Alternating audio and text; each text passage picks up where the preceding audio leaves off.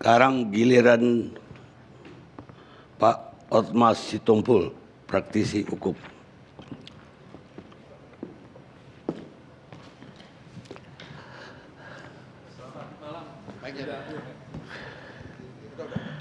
Selamat malam dah. Ya. Saya terus terang nih suka terheran-heran nih ngelihat para ahli-ahli kita nih. Sebelumnya mohon maaf nih. Ya, waktu saya diundang di sini, saya tanyakan apakah ini membicarakan Joko Chandra apa membicarakan pengacaranya. Saya tidak mau kalau untuk itu. Karena saya sendiri tidak suka perkara saya dibantai orang. Oke? Jadi kalau kita berbicara soal pengacara, bagaimana memperbaiki keadaan hukum kita, saya mau. Ternyata itulah kuncinya. Tapi ada beberapa hal dulu yang saya dengan segala hormat pada layak saya Johnson. Kalau istri tuh ngumpetin suaminya, ada pasalnya nggak boleh diganggu. Ya, istri darah garis ke bawah ke atas anak itu yang menyembunyikan, menghindari penuntutan dari terdakwa itu nggak boleh diapa-apain. Ada satu contoh waktu itu dengan segala hormat klien saya GT dulu juga lari pergi jalan-jalan balik lagi istrinya mau ditangkap undang-undang bilang jangan dong. Kan wajar aja kalau istrinya ngumpetin. Soal penegakan hukumnya undang-undang bilang gitu. Saya kembali aja kepada, saya mengajukan pertanyaan yang menggelitik nih, jangan disalahin nih dah, Karni. Memang cuman satu, Joko Chandra nih, cuman ini. Sebelumnya ada lagi nggak? Mau jujur nggak? Udahlah, kita jangan saling nyalain orang deh. Kalau mau ditanya bagaimana memperbaiki hukum kita, hukumnya sudah bagus. Orang-orang yang menjalankan hukum itu yang harus diperbaiki. Bagaimana memperbaiki orang-orang yang memegang jabatan itu? Saya nggak bisa jawab. Dah dengan segala hormat. Saya sudah 40 tahun berkecimpungan nih. Putus asa memperbaiki hukum ini. Karena bukan hukumnya, orangnya. Bagaimana memperbaiki orang-orang yang punya kekuasaan? Suka-suka dia kok. Sekarang kita asik nyalain orang sampai ke presiden, sampai kemana-mana, semua orang disalahin. Percaya nggak ini bisa terulang lagi? Gantung tuh semua, tetap aja terjadi lagi. Apa mau seperti di Cina itu, gantung-gantungin? Mungkin bisa. Apa kita mau begitu? Jadi dari mana kita mulai? Saya pengacara, ada LBH Mawar Saron, sudah 18 tahun, 50 lawyer yang aktif, yang keluar sudah puluhan, diajari di situ, mulai dari kita. Kamu bekerja, pergi ke pengadilan, bukan cari menang, menegakkan keadilan. Apa yang Tuhan paksa kita lakukan? Keadilan, kebenaran, dan belas kasihan. Repot kalau seperti ini. Bagaimana kita mau marahin oknum di sana, oknum di sini, terulang terus kok.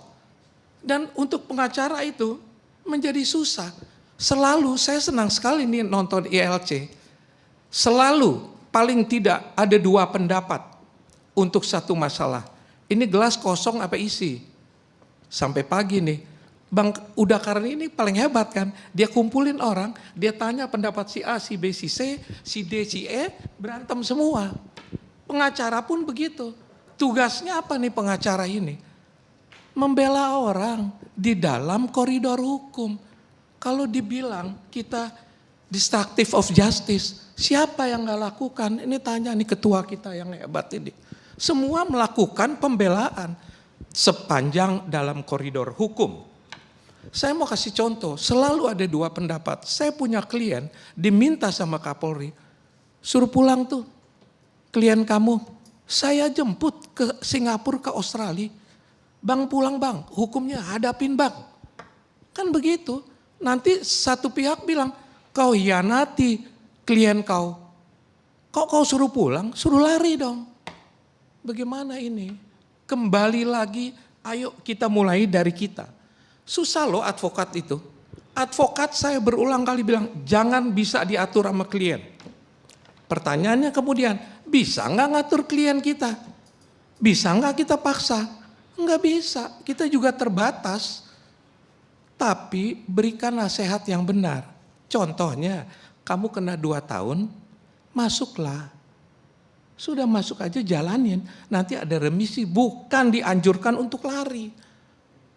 Kan kita terikat kode etik, terikat sumpah jabatan. Saya mau bilang nih, mudah-mudahan banyak pengacara muda, kau tidak bertanggung jawab hanya pada pekerjaanmu dan juga hanya kepada klienmu. Kau bertanggung jawab sama Tuhan.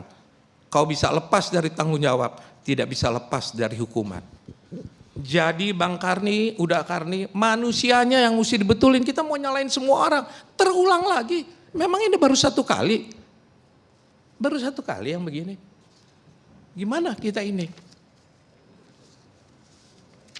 Kenapa sebutin aja berapa kali begitu biar kita tahu. Disebutin aja gitu. Apakah ini udah berapa kali yang lebih canggih dari Joko Chandra? Itu yang saya bilang, tidak mudah itu. Saya kasih contoh pengacara nih. Sulitnya pengacara, jangan kira gampang. Saya paling sakit hati kalau dibilang, lu pengacara modal bacot aja. Nih, kamu pakai hati kamu. Tidak mudah juga itu. Sekarang saya tanya nih para pengacara. Ya, kan sekarang pengacara ini mohon maaf nih. Sekarang jadi pengacara, nuraninya membela orang. Besok jadi KPK, marah-marahin orang. Besok jadi LSM, sikat-sikat orang. Nurani kamu apa? Pembela apa? Penangkap orang? Saya mau tanya nih, ada satu peristiwa nih. Pemeriksaan setempat, di mana mayat yang kamu bunuh? Saya jalan sama klien, ini contoh nih. Sama klien kita, jalan. Sama polisi, sama semua. Di mana Pak tadi itu mayatnya kamu simpan? Di sana Pak, di sebelah situ Pak. Oh begitu, wah sibuk. Terus dia bisikin saya, Pak bukan 1 yang saya bunuh Pak, 2 Pak. Di mana? Sebelah sana, sebelah sana.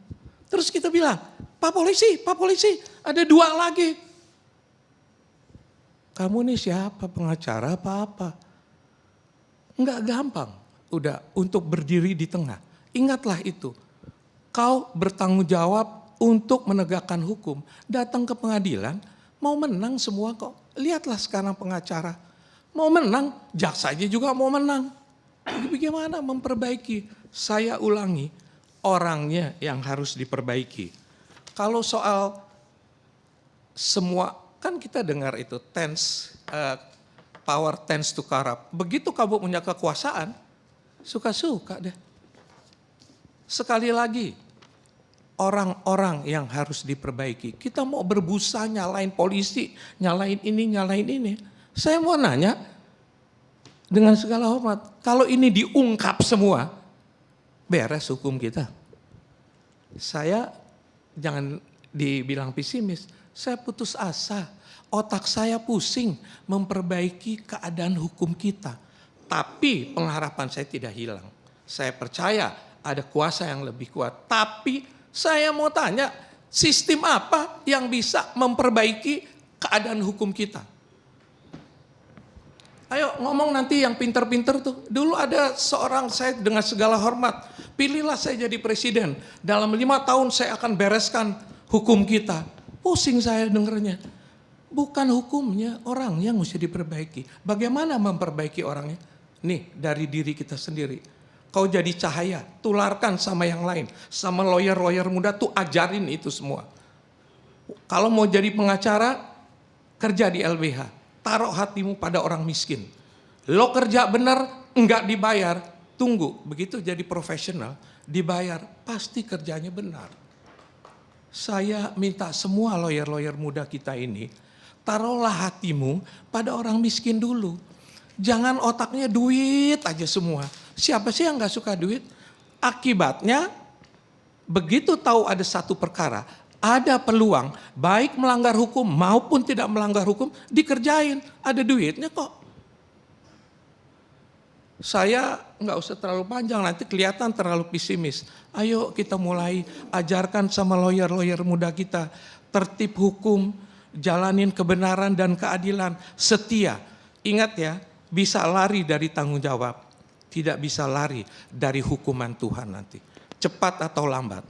Jadi para pengacara, saya ulangi, bekerja dulu di LBH. Taruh hatimu pada orang miskin, nanti kerjanya benar. Saya tutup nih, nggak usah terlalu panjang. Saya punya pembantu nih, kerja udah puluhan tahun, cuman satu. Saya bilang, kamu cari pembantu lain dong. Susah Pak, kenapa susah? Begini Pak, yang mau kerja banyak. Yang niat kerja, nggak ada. Yang mau memperbaiki hukum kita, banyak. Yang niat mau memperbaiki, walahu alam bijawab kata kawan saya. Terima kasih. Makasih. Saya boleh dikasih kesempatan? Boleh. Yang pertama Bang, saya kira kita lebih baik transparan supaya kita bisa tahu yang mana yang lebih canggih dari Joko Chandra. Pertanyaan saya ini penting untuk menjawab dan melontarkan pertanyaan kepada apa yang dikatakan oleh Bung Junimart. Terutama yang soal 3 bulan dia kesini ngurus bisnis. Ini kan nggak bisa dijawab pakai hukum, apalagi pemeriksaan polisi. Pertanyaan saya, intelijen kita di mana? Apa dia lagi sibuk ngurusin COVID, sumbangan-sumbangan alat laboratorium atau periksa COVID di pasar sana? Atau di mana itu staf khusus intelijennya presiden? Di mana itu? Itu kan itu harus dijelaskan. Karena itu yang bisa jawab. Karena kalau misalkan hukum ya tunggu sprindik ini disidik dan lain sebagainya. Apalagi Bang Karni bilang, oh itu BOT. Itu di mana? Apa memang di negara hukum Pancasila ini bisa buronan itu bisa berbisnis dan lain sebagainya, berbisnis dengan negara, keluar masuk seperti ini, memperpanjang. Itu juga kan pertanyaan selain 2 soal hukum yang tadi saya pertanyakan itu. Bang Hotma, saya ini kadang-kadang masih suka diminta oleh aktivis-aktivis yang kadang-kadang disasar sama polisi. Bahkan oleh keluarga-keluarga teroris. Itu disasar tuh Bang sampai istrinya apa segala macam. Disasar, dipertontonkan kok bahwa itu prestasi. Nggak dapat suaminya karena lari dia teroris, istrinya diambil. Ini fakta loh. Kalau soal yang itu bisa tegas, kenapa yang ini nggak tegas? Terus malah bisa berbisnis apa segala macam dengan mereka. Itu justru jadi pertanyaan saya. Karena tidak bicara hukum, bicara oknum kan. Hukum bilang istri tidak boleh diganggu. Itu aja. Kalau ada kelakuan yang mengganggu istrinya, salah itu. Mau polisi pun mau siapa, tertib hukum. Tunduk pada undang-undang. Jangan menegakkan keadilan dengan melanggar undang-undang. Untuk semua itu. Oke.